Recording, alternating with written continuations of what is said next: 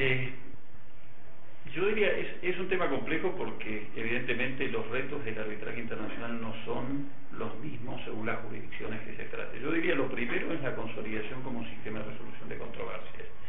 Ya hoy en día el arbitraje no es un sistema novedoso, no es algo que recién se va conociendo, sino es algo que ya usualmente se utiliza tanto en el ámbito comercial como en el ámbito incluso de resolución de disputas estatales. Entonces, yo diría que lo primero es la consolidación del sistema, el poder usarlo y alejar o aventar algunos de los temores que sobre todo cuando se inicia el arbitraje de inversión se trasladan al arbitraje comercial. Yo diría, ese es uno de los primeros puntos que hoy enfrenta el arbitraje de inversión.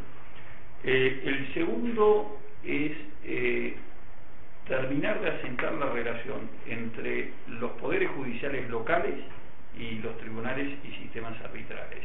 Evidentemente, siendo un sistema de resolución de disputas que cada vez tiene mayor auge y mayor funcionamiento en la práctica, todavía hay algunos asincronismos que se tienen que ir solucionando. Casos clásicos son los conflictos que se han visto recientemente en Inglaterra, algunos movimientos que se ven en la Comunidad Económica Europea, porque yo creo que lo que hay que entender es que todos los procesos de cambio no son procesos de cambio absolutos, son procesos de cambio paulatinos. Un paso para adelante, dos para atrás, uno para adelante, dos para atrás. Entonces estamos en esa etapa, en la etapa donde estamos en la consolidación del sistema y tratar de corregir evidentemente los excesos. Y probablemente el tercer reto que veo, sobre todo a partir del arbitraje de inversión, es cómo manejar el tema de la legitimación pública del arbitraje, porque históricamente el arbitraje se utilizaba sobre todo para la resolución de disputas comerciales entre partes privadas con poco acceso, con poco conocimiento del público en general. Hoy en día en el arbitraje internacional cada vez más están en discusiones los temas de transparencia pública. Me pasa a mí, le pasa al doctor Zuleta, somos árbitros en disputas bajo el CAFTA, bajo el NAFTA, donde hay conflictos de gran envergadura que aparecen en los medios permanentemente. Bueno, y la gente tiene que entender cómo funciona el sistema y confiar en el sistema.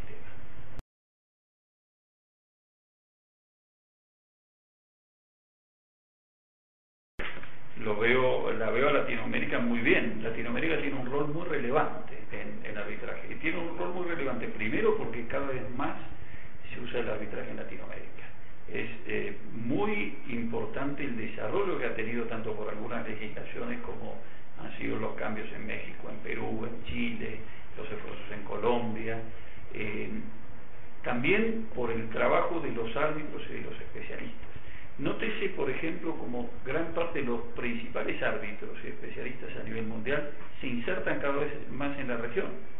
Van aprendiendo nuestra lengua, van participando en arbitraje, van publicando en la región. Entonces yo creo que Latinoamérica tiene un rol muy relevante, probablemente mucho más relevante en arbitraje que en otras especialidades.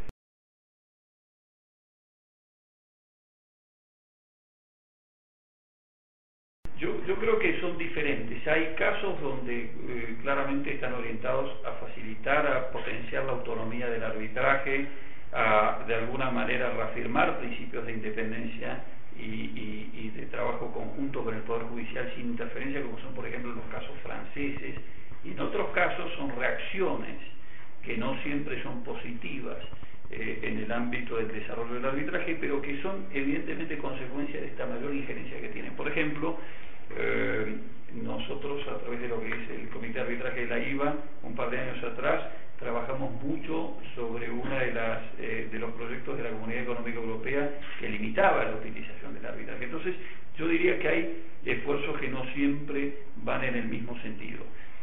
Creo que un punto muy importante a tener en cuenta en esto es que las reformas tienen que hacerse a paso firme pero con prudencia, porque mientras que hay normas conocidas que han dado un excelente resultado como la ley modelo o el reglamento de un CITRAL, hay casos donde lo que se observa en la región a veces es algunos excesos en las normas arbitrales, y algunos excesos en las normas arbitrales son peligrosas porque podrían llegar a dar el efecto inverso, que es que el sistema, en lugar de generar adhesión, genere resistencias. Hay que saber que el arbitraje es muy útil para la resolución de disputas, pero no para todas las disputas.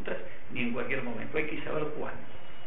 Y esto, perdón que lo digo, por ejemplo, está pasando en este momento en Perú, con el tema de el arbitraje para resolución de disputas regulatorias, donde una preocupación muy grande que se está produciendo en Perú es que, por ejemplo, disputas regulatorias que afectan al conjunto de la sociedad pueden estar siendo resueltas por gente sin formación en temas regulatorios. Entonces, en ese tipo de cosas, yo creo que hay que aplicar la prudencia y efectuar las reformas necesarias como para que el sistema se consolide. Problemas de crecimiento, ¿no? Claro.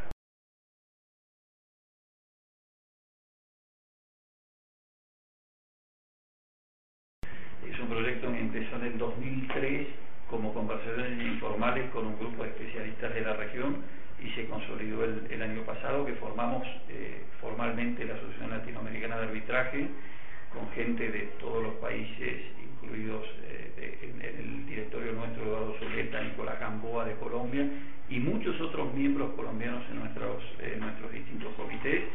Ya tenemos más de 300 miembros, 10 comités y la verdad que muy optimistas con su desarrollo. Vamos, por ejemplo, el año que viene vamos a hacer aquí en Bogotá con el comité, el Foro Latinoamericano de la International Bar Association, una conferencia conjunta.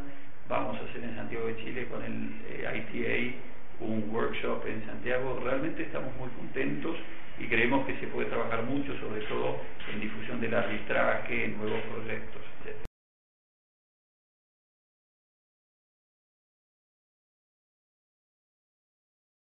La resolución de disputas, cualquiera sea el método, es esencial para generar confianza y desarrollar inversiones. Hay casos donde el inversor se siente confiado en los sistemas judiciales locales y hay casos donde no. El arbitraje es un método cada vez más apto para alentar esa confianza, para que el inversor sienta que el mecanismo existente es un mecanismo apto. No me cabe ninguna duda que en eso el arbitraje cumple un rol esencial, como lo cumple también el rol de los tribunales en cómo interactúan con el sistema arbitral, hasta dónde se trabaja de alguna manera sincrónicamente con el arbitraje, hasta dónde los tribunales saben cuál es el rol de cada uno. Creo, por ejemplo, importante destacar, ayer me enteré de un fallo de la Corte Suprema de Justicia de Colombia, muy bueno, por lo que me han contado, sobre la aplicación de la Convención de Nueva York. Creo que ese tipo de pronunciamientos son centrales para afianzar el arbitraje. Felicito a la justicia colombiana y espero que ese tipo de pronunciamientos sean cada vez más frecuentes en la región.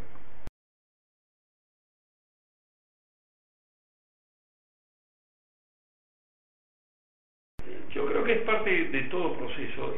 No hay que pensar que alguien sea parte de un proceso arbitral es necesariamente negativo.